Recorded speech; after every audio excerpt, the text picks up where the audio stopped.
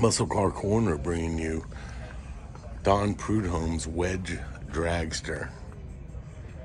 I just featured a couple of his cars here, and this is another one. He's got 3 of his cars in here right now. This is 71 car, new rear engine mount at the U.S. Nationals, powered by a 480 cubic inch Keith Black Hemi. Rear engine wedge, designed and built by Nye Frank to provide maximum downforce. The wedge design was all about getting that downforce to the rear wheels, keep it from smoking the tires as much, and keeping the car secure on the track. It's something that they tried for 2-3 years and didn't really work out, and they went to different configurations of the body. So kind of a neat piece of drag racing history here as well.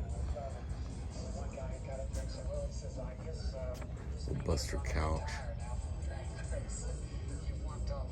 an HRA guru for many years.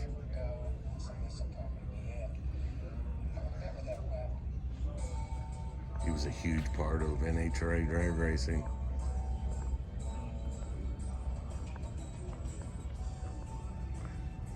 The Snake and the Mongoose movie, I gotta watch that. It's good stuff. Richard Blake.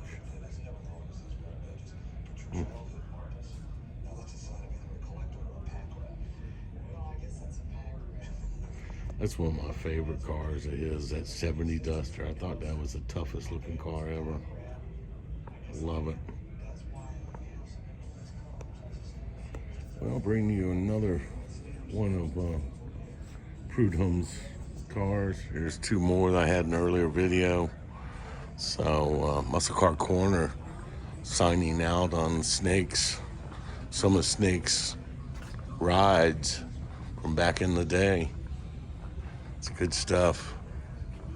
Muscle Car Corner signing out. Hope you liked the video.